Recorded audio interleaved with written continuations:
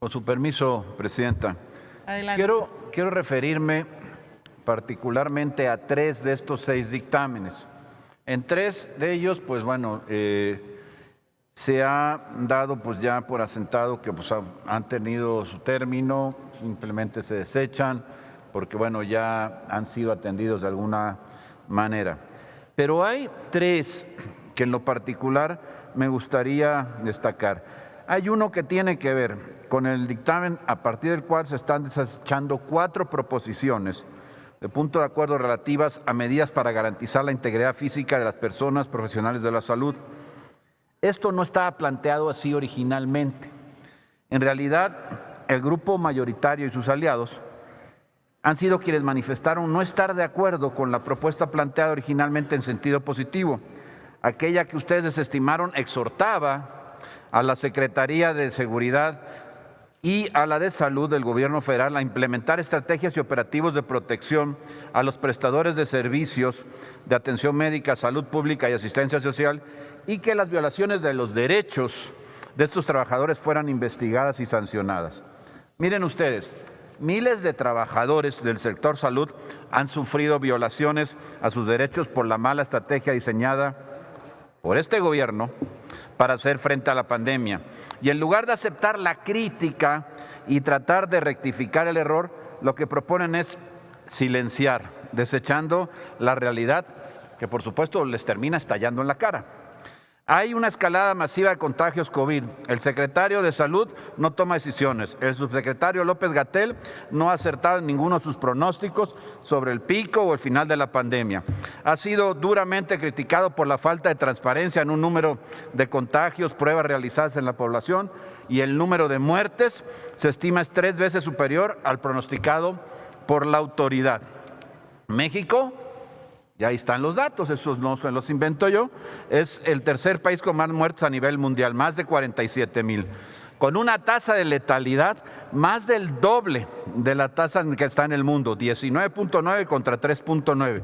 Cabe señalar que el personal médico ha sido uno de los principales sectores afectados por la pandemia al no brindarle las autoridades sanitarias los insumos y los equipos indispensables para su protección. México registra una de las tasas de mortalidad en niños de COVID más altas de América Latina. Y ante la discrepancia de las cifras oficiales, la Secretaría de Salud delegó su responsabilidad a los estados, a los gobiernos estatales, con confusos mensajes, lo que ocasionó, por cierto, la llamada de atención por parte de la OMS. A ver, hay desafortunadamente una percepción en la población de que la pandemia está llegando a su fin. Por eso en las últimas semanas se registraron con unas altas afluencias en distintas plazas, centros, corredores comerciales del centro de la Ciudad de México, cuando el registro de los casos va en aumento, contrario a todo eso. Y no se acepta que se diga, que se exhorte.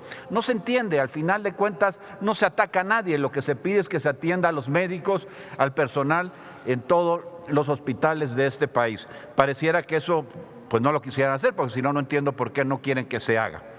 Luego, en el segundo dictamen, respecto a que se desechan 2 puntos de acuerdo para exhortar a legislaturas del Estado para el tema de la revocación de mandato en la consulta popular. A ver, es el caso, y cito por ejemplo mi estado.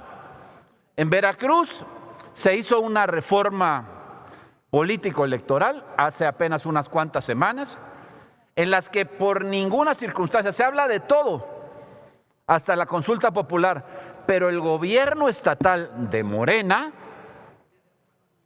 bueno, pues impide que se actualice la figura de la revocación de mandato, que es que porque todavía hay tiempo.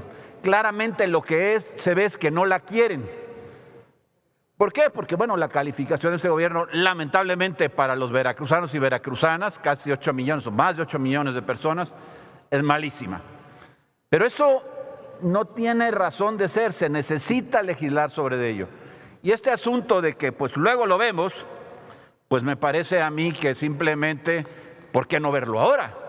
Si ya se está legislando sobre la materia. ¿Cuándo este Senado, cuándo esta Cámara aprobará un exhorto para que se cumpla con una disposición que ya aprobamos nosotros desde el año pasado, que exista la revocación de mandato?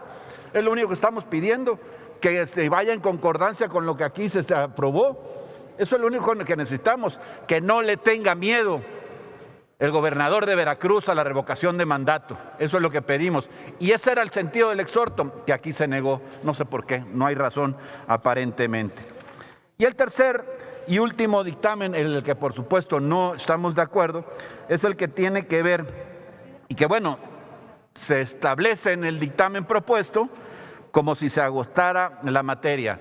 Y sí, es verdad, ya se judicializó el tema, ya hay una controversia, me refiero a la participación ahora permanente de las Fuerzas Armadas en tareas de seguridad. Cuando en la reforma, termino ya, Presidenta, en la reforma que da origen a la Guardia Nacional, se establece en el quinto transitorio con claridad cuándo tiene que ser regulada, que tiene que ser extraordinaria, que tiene que ser fiscalizada, subordinada y complementaria. Son normas jurídicas que tienen un significado propio y que aquí, las pasan por encima.